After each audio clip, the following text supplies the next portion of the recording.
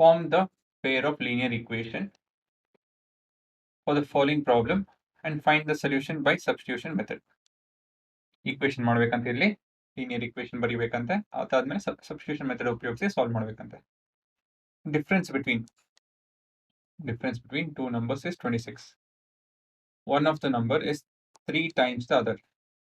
So ಇಲ್ಲಿಂದ ಇಲ್ಲಿ ಮೊದಲೇ ಈಕ್ವೇಷನ್, ಇಲ್ಲಿಂದ ಇಲ್ಲಿ ಎರಡನೇ equation. Find dum. Find what? ಏನು ಕಂಡುಹಿಡಿಬೇಕು ಇಲ್ಲಿ ನಾವು? ಇಲ್ಲಿ ನಂಬರ್ ಕಂಡುಹಿಡಿಬೇಕು ಅಲ್ವಾ? ಎರಡು ನಂಬರ್ ಕಂಡುಹಿಡಿಬೇಕು. ಸೊ ಹೇಗೆ ಮಾಡೋದಿಲ್ಲಿ? ಮೊದಲೇದಾಗಿ ಗಿವನ್ ಗಿನ ಮುಂಚೆ let the numbers be x and y. ಅದನ್ನು ಒಂದು ದೊಡ್ಡ ನಂಬರ್ ದೊಡ್ಡದಿರಬೇಕು. ಯಾಕೆ ಅಂತ ಹೇಳಿದ್ರೆ ಅವೆರಡು ಡಿಫ್ರೆನ್ಸ್ ಬಂದು 26 ಅಂತ ಹೇಳಿದ್ರೆ ಒಂದು ನಂಬರ್ ಮತ್ತೊಂದು ನಂಬರಿಂದ ಹೆಚ್ಚಿದೆ ಅಂತ ಹೇಳಿ. X is greater than Y.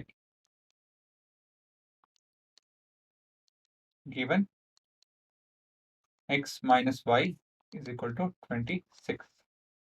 ಇದು ನಮ್ಮ equation 1. One number is 3 times other. Is ಅಂತ ಹೇಳಿದ್ರೆ ಏನು? ಈಕ್ವಲ್ಸ್ ಟು 3 times ಅಂತ ಹೇಳಿದ್ರೆ ಏನು? 3 times ಅಂತ ಹೇಳಿದ್ರೆ 3 into. ಸೊ ನಿಮ್ಗೆ ಇವೆಲ್ಲ ಗೊತ್ತಾಗ್ಲಿಲ್ಲ ಅಂತ ಹೇಳಿದ್ರೆ ಇಲ್ಲಿ ಬರ್ಕೊಳ್ಳಿ. One number, so number 1 is 3 times other number. So is ಅಂತ ಹೇಳಿದ್ರೆ ಈಕ್ವಲ್ ಟು 3 times ಅಂದ್ರೆ 3 into. ಸೊ ನಂಬರ್ 1 ಯಾವ್ದಿರ್ಬೋದು? X y. ಇಲ್ಲಿ ಯಾವ್ದು ಬರಿಬೇಕು? ಯಾವ್ದನ್ನ ಒಂದು ಬರಿಬೇಕು. ಬಟ್ ಯಾವ್ದು ಬರೆಯೋದು? ದೊಡ್ಡ ನಂಬರ್ ಚಿಕ್ಕ ನಂಬರ್? ಯೋಚನೆ ಮಾಡಿ. 30 is equal to 3 into 10. 30 ದೊಡ್ಡ ನಂಬರು, 10 ಚಿಕ್ಕ ನಂಬರ್. ಹಾಗಾಗಿ ಇಲ್ಲಿ 30 ಬರಬೇಕು ಅಂತ ಹೇಳಿದ್ರೆ ದೊಡ್ಡ ನಂಬರ್ ಬರಬೇಕು. ಇಲ್ಲಿ ವೈ ಬರಬೇಕು, ಚಿಕ್ಕ ನಂಬರ್ ಬರಬೇಕು. ಸೊ ಈ ತರ ಯೋಚನೆ ಮಾಡ್ಬೇಕು ನೀವು. ಇದು ನಮ್ಮ ಈಕ್ವೇಶನ್ 2.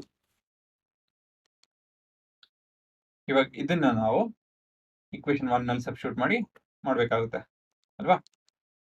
ಏನಕ್ಕೆ ಅಂತ ಹೇಳಿದ್ರೆ x 1x it's already expressed.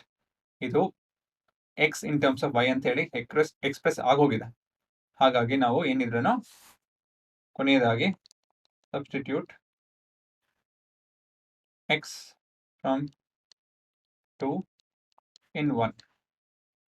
Already express ಆಗೋಗಿದೆಯಲ್ಲ, ಆ ಭಾಗ ಎಲ್ಲ ಮಾಡೋಂಗಿಲ್ಲ.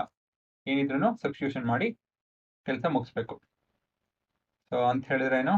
ಎಕ್ಸ್ ಬದಲಾಗಿ 3y ಬರಿತೀರಾ. 3y minus y is equal to 26.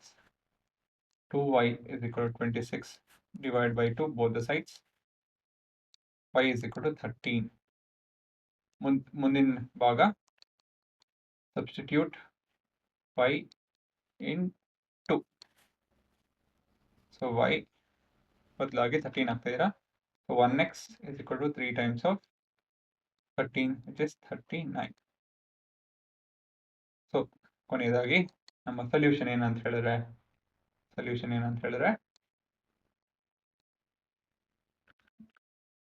the numbers are 13, 39.